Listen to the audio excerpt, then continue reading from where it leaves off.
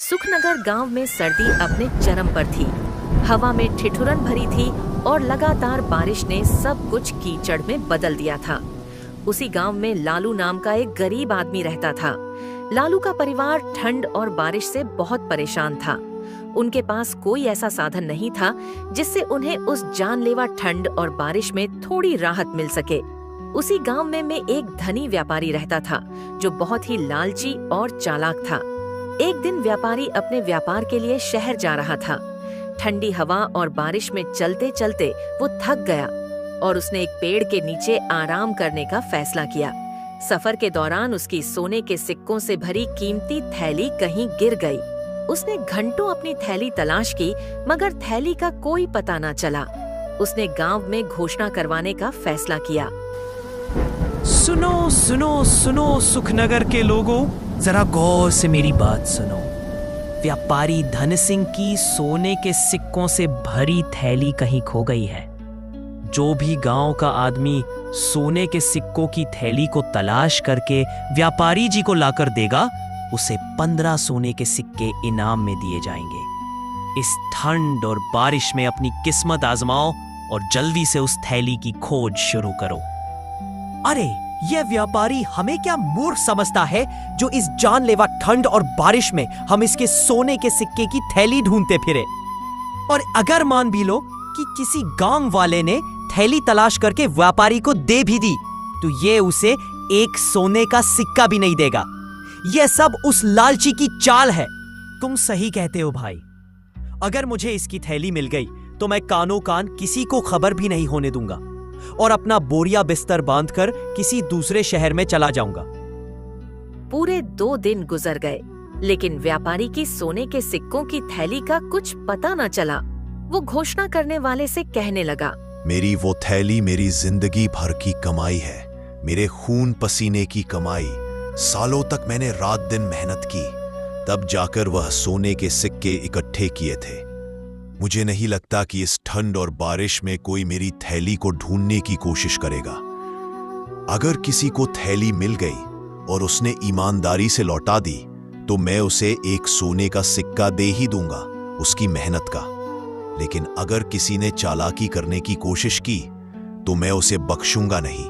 जी व्यापारी जी, आप बिल्कुल चिंता मत कीजिए, आपकी थैली आपको जरूर मिलेगी। मैं पूरे गांव में जासूस फैला दूंगा। जैसे ही वह थैली किसी को मिलेगी वह तुरंत ही हमें बता देंगे। उधर लालू की पत्नी गीता अपने पड़ोसन लक्ष्मी के साथ अपने घर के बाहर बैठी थी। गीता, इस बार की ठंड और बारिश तो जान लेकर छोड़ेगी। ऐसी ठंड और बारिश मैंने अपने जीवन में कभी नहीं देखी। मेरे घर में अनाज का एक दाना भी नहीं बचा और बच्चे भूख से तड़प रहे हैं। मेरा मन करता है कि मैं इस गांव को छोड़कर कहीं और चली जाऊं। लक्ष्मी, मेरे दिल का दर्द भी तुझसे कम नहीं। इस ठंड और बारिश की वजह से ना दिन गुजरता है और ना ही रात कटती है। रामू भी दिन रात इस ठंड और बारिश में खेतों में लगा रहता है, लेकिन कुछ हासिल नहीं होता, बस घर का गुजारा ही हो पाता है। हाँ गीता, सच कहा। मेरे पति भी दिन भर मजदूरी करते हैं, मगर जो कमाते हैं वो पेट भरने को भी काफी नहीं। मैं तो सोचती हूँ क्या हमारी जिंदगी हमेशा ऐसे ही रहेगी। ना जाने कब वो दिन देखने को नसीब होगा जब हमारे घर में हर सुख सुविधा होगी। चल अच्छा गीता बहन, मैं चलती हूँ। लक्ष्मी गीता के घर से चली जाती है। उतने में ही रामू आ जाता है। गीता अपने पति से कहती है, इस ठंड और बारिश ने मेरे सब्र का बांध तोड़ दिया है। हर दिन तुम्हें इस ठंड और बारिश में खेतों में भीगते देख मेरा दिल टुकड़ों में बट जाता है। तुम्हारी मेहनत से बस 2 रोटी नसीब होती है। तुम अपने मजदूरी के पैसे क्यों नहीं बढ़वा देती? तुम ठीक कहती हो गीता, मैं आज से अपनी मजदूरी के पैसे बढ़वा दूंगा। एक दिन के काम के लिए इतने पैसे तो मिलने ही चाहिए जिससे हम एक दिन का गुजारा अच्छे से कर सके। दोनों आपस में बात कर ही रहे थे कि उतने में गांव का जमींदार लालू के घर आता है और लालू से कहता है, लालू, खेतों में पानी भर चुका है। इस बारिश ने सब कुछ कीचड़ में बदल दिया है। तुम खेतों में जाकर खेतों से पानी बाहर निकलने का इंतजाम करो। मैं कुछ दिन के लिए बाहर जा रहा हूँ, मेरे लौटने तक काम पूरा कर देना। जमींदार जी, मैं आपका काम करूंगा, मगर इस ठंड और बारिश में खेतों से पानी बाहर निकालना आसान नहीं है। बारिश में मेरा शरीर ठंड से अकड़ जाता है और खेतों से पानी निकालते निकालते दम निकलने को हो जाता है। इसीलिए जमींदार साहब, अब मैंने अपनी मजदूरी बढ़ा दी है। 1 दिन के काम के लिए 2 अशर्फियां देनी होंगी। मेरी मेहनत का यही हक है ताकि मेरा परिवार भूखा ना सोए। 2 अशर्फियां? यह क्या मजाक है लालू? कहीं तू पागल तो नहीं हो गया या तेरा दिमाग घास चरने गया है जो 1 दिन में डबल मजदूरी कर दी?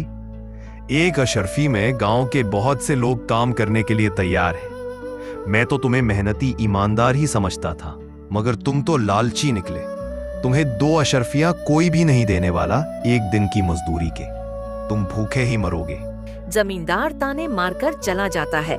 लालू उदास होकर गीता से कहता है, गीता, देखा तुमने, जमींदार को मेरी मेहनत की कीमत सुनते ही गुस्सा आ गया। मैं दिन रात भीगता हूँ, फिर भी मेरी मेहनत का कोई मोल नहीं। कभी कभी लगता है इस गांव में मेरी ईमानदारी ही मेरी सबसे बड़ी कमजोरी है।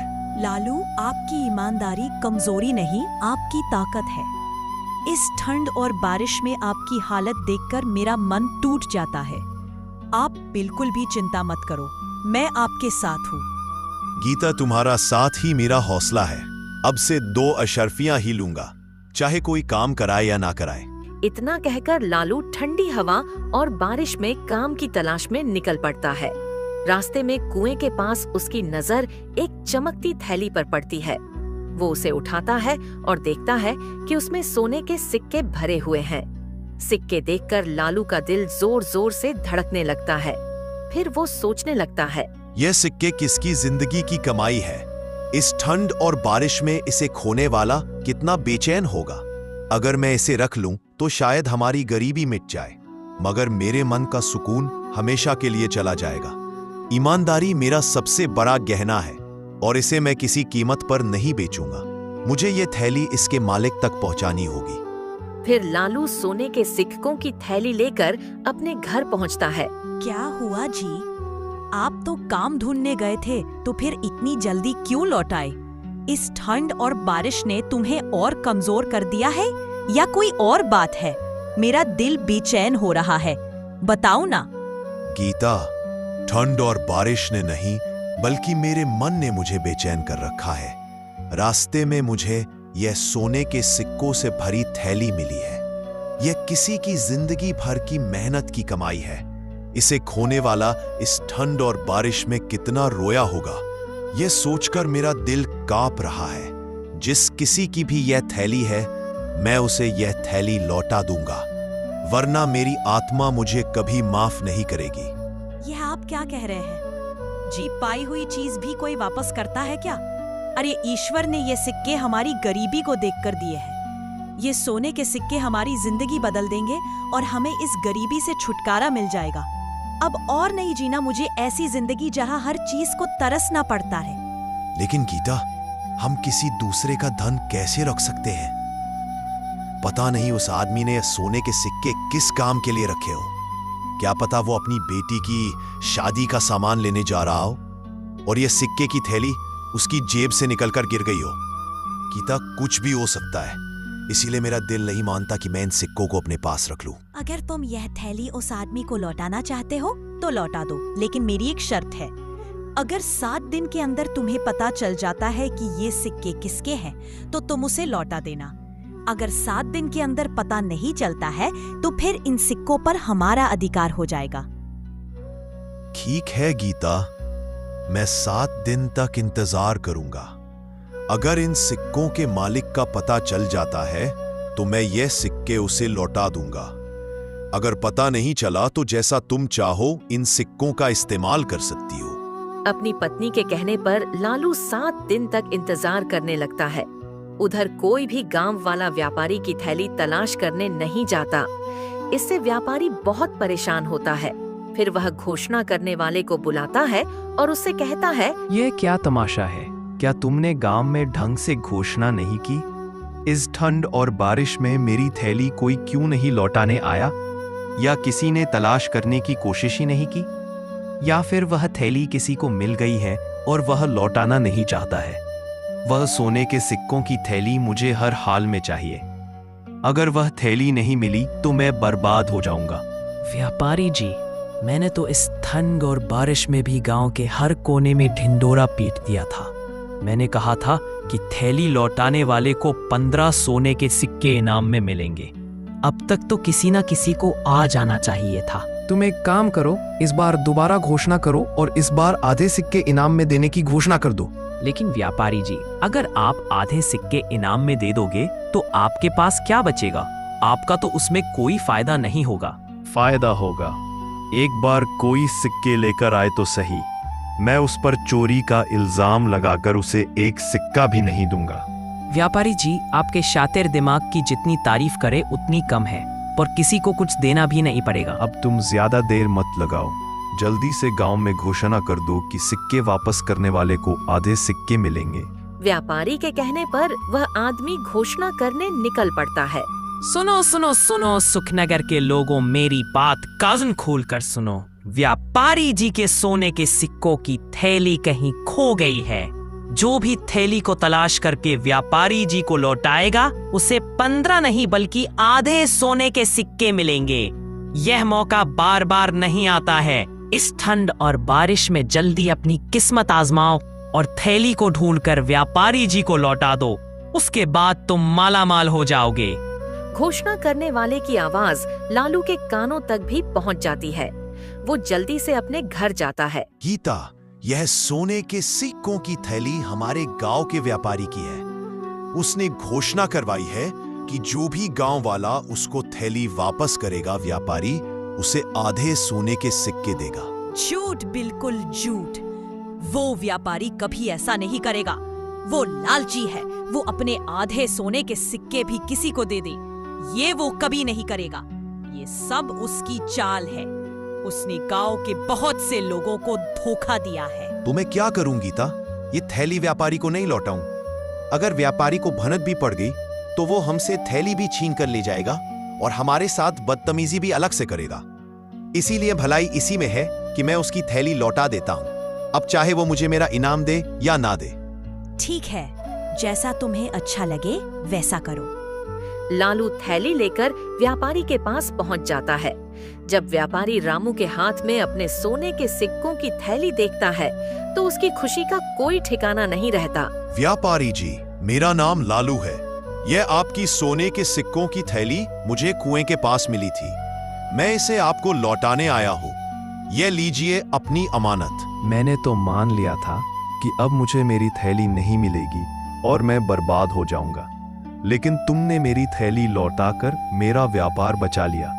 कल मेरे व्यापार का सामान आने वाला है। व्यापारी यह कह ही रहा था कि वह सोचने लगा, अभी यह लालू मुझसे अपना इनाम मांगेगा, लेकिन मैं इसे ऐसा सबक सिखाऊंगा कि यह अपना इनाम मांगना भूल जाएगा। ये सोचकर व्यापारी सोने के सिक्के गिनने लगता है। फिर लालू से कहता है, इस थैली में 100 सोने के सिक्के थे, लेकिन इसमें तो अब 50 ही सिक्के मौजूद हैं। मुझे लगता है कि तुमने अपना इनाम पहले ही निकाल लिया। चलो, अच्छा किया। वैसे भी मुझे तुम्हारा इनाम तो देना ही था। व्यापारी की यह बात सुनकर लालू घबरा जाता है और व्यापारी से कहता है, आप यह क्या कह रहे हैं व्यापारी जी? इस थैली में 100 नहीं बल्कि 50 सोने के सिक्के थे। जब मुझे थैली मिली थी तो मैंने खुद अपने हाथों से सिक्के गिने थे। तुम्हारे कहने का क्या मतलब है कि हम झूठ बोल रहे हैं और हम तुम्हारा इनाम नहीं लौटाना चाहते? नहीं व्यापारी जी, ऐसी बात नहीं है। तो फिर कैसी बात है? यासिर मेरे साथ चालबाजी कर रहा है और मुझसे डबल इनाम लेना चाहता है। व्यापारी जी, यह आप क्या कह रहे हैं? मैंने इस थैली से एक सिक्का भी नहीं निकाला है। अगर मैं चोर होता तो यह थैली आपको लौटाने ही क्यों आता? इस ठंड और बारिश में मैंने अपनी जान जोखिम में डालकर यह थैली आपको लौटाई है। मैं इस गांव का नामी व्यापारी हूँ और तुम जानबूझकर मुझे बदनाम करने की कोशिश कर रहे हो। अब मैं तुम्हारी शिकायत राजा से करूंगा। महाराज ही हम दोनों की समस्या का हल कर सकते हैं कि मैं झूठ बोल रहा हूँ या फिर तुम। व्यापारी लालू को राजा के दरबार में लेकर जाता है और राजा से कहता है, महाराज, मेरी सोने के सिक्कों से बड़ी थैली खो गई थी। उस थैली में 100 सोने के सिक्के थे। मैंने घोषणा कराई थी कि जो भी तलाश करके थैली लौटाएगा उसे आधे सोने के सिक्के इनाम में दे दिए जाएंगे। लालू ने वह थैली मुझे लौटा दी, लेकिन जब इसने मुझे वह थैली लौटाई तो उसमें 50 सोने के सिक्के ही थे। और लालू का कहना है कि जब इसे थैली मिली थी तो इसमें 50 ही सोने के सिक्के थे। मुझे तो लगता है इसने थैली से 50 सिक्के चुरा लिए हैं। अब यह मुझे बदनाम करने की कोशिश कर रहा है। महाराज, आप ही हमारा फैसला कर सकते हो। महाराज, एक बार मेरी बात भी सुन ले। मुझे यह थैली कुएं के पास मिली थी। मैंने इसे ज्यों का त्यों व्यापारी को लौटा दिया। मैंने कभी किसी के साथ धोखा नहीं किया। महाराज, आज मेरी इज्जत दांव पर है। मैं आपसे सिर्फ इतना चाहता हूं कि सच सामने आए। मैं गरीब हूं मगर बेईमान नहीं। हमारे पास इस मामले का सबूत नहीं। मैं इसकी पूरी जांच करवाऊंगा। आप दोनों 2 दिन बाद दरबार में दोबारा हाजिर होना। अब तुम दोनों यहाँ से जा सकते हो। 2 दिन बाद राजा दोनों को फिर बुलाता है और उन दोनों से कहता है, व्यापारी, तुमने कहा कि तुम्हारी थैली में 100 सोने के सिक्के थे, तो ये 50 सोने के सिक्कों वाली थैली तुम्हारी कैसे हो सकती है? तुम अपनी 100 सिक्कों वाली थैली को तलाश करो और रामू, ये 50 सोने के सिक्कों की थैली तुम अपने पास रखो। अगर 2 हफ्ते के अंदर इन सिक्कों का मालिक थैली लेने आता है तो तुम उसे लौटा देना, वरना ये थैली तुम्हारी हो जाएगी। फिर तुम जैसा चाहो इसका इस्तेमाल कर सकते हो। राजा की बात सुनकर व्यापारी गुस्से से तिल मिलाता है, मगर वह कुछ भी नहीं कर सकता। वह अपने जाल में खुद ही फंस गया था, इसलिए वह चुपचाप अपने घर लौट जाता है। व्यापारी के जाने के बाद राजा लालू से कहता है, लालू, मैंने पहली ही नजर में व्यापारी का लालच देख लिया था कि वह तुम पर झूठा आरोप लगा रहा है। इसीलिए उस व्यापारी को उसकी करनी की सजा मिलनी ही चाहिए थी। अब तुम अपने घर जा सकते हो और अब यह सिक्के तुम्हारे हैं। इन पर सिर्फ तुम्हारा अधिकार है। महाराज, आप बहुत महान हैं। हम बहुत खुश नसीब हैं जो हमें आपके जैसा न्यायप्रिय राजा मिला। राजा लालू से खुश होकर उसको ढेर सारा धन देता है। उसके बाद लालू अपने घर लौट जाता है। फिर वह अपनी पत्नी को सारी बातें बताता है कि किस तरह राजा ने उस लालची और धोखेबाज व्यापारी को सबक सिखाया। यह सुनकर गीता बहुत खुश होती है। यह सब तुम्हारी सच्चाई और ईमानदारी का चमत्कार है। मुझे विश्वास ही नहीं हो रहा कि वो सिक्के राजा ने हमें दे दी हैं और तुम्हारी ईमानदारी से खुश होकर इतना सारा धन भी दे दिया। लेकिन अब मैं चाहती हूँ कि तुम व्यापारी के सिक्के वापस कर दो। उसे अपने लालच की सजा मिल चुकी है। वो समझ गया है कि झूठ बोलने का क्या नतीजा होता है। यह उसकी मेहनत की कमाई है, इसलिए उसी के पास जाना चाहिए। किसी का हक मारना हमें शोभा नहीं देता। गीता, तुमने मेरे मन की बात कह दी। चाहे व्यापारी ने मेरे साथ गलत किया, मगर हम उसकी तरह नहीं बन सकते। अगर हम उसकी थैली रख लेंगे तो हमारी ईमानदारी का क्या मूल रह जाएगा? मैं इसे लौटाने जा रहा हूँ। लालू थैली लेकर व्यापारी के पास पहुंच जाता है। लालू को देखकर व्यापारी गुस्से से आग बबूला हो जाता है और लालू से कहता है, अब क्या लेने आया है लालू? सोने के सिक्के तो मिल ही गए तुझे, अब क्या मेरी जान लेने आया है? मैं आपकी जान नहीं बल्कि आपके सिक्के वापस करने आया हूँ। मैं नहीं चाहता कि मेरी वजह से आपके साथ अन्याय हो। ये लीजिए अपने सोने के सिक्कों की थैली। लालू, आज तुमने मेरी आंखें खोल दी है। मैंने लालच में अंधा होकर तुम पर झूठा इल्जाम लगाया। उस थैली में 100 नहीं बल्कि 50 ही सिक्के थे। मैंने तुम्हारे जैसे भले और सच्चे इंसान को बदनाम करने की कोशिश की। मैं तुम्हारा गुनहगार हूँ लालू, मुझे माफ कर दो। आज मैंने सीखा कि असली अमीरी ईमानदारी में है। व्यापारी जी, आपको अपनी गलती का एहसास हो गया। मेरे लिए यही सबसे बड़ा इनाम है। इंसान गलतियां करता है मगर उन्हें सुधारने वाला ही सच्चा इंसान है। बस अब आप किसी और के साथ ऐसा ना करना। लालू, तुमने सिर्फ मुझे थैली नहीं, एक नया जीवन दिया है। मैं वादा करता हूँ अब मैं लालच और चालाकी छोड़ दूंगा और हमेशा ईमानदारी से अपना व्यापार चलाऊंगा।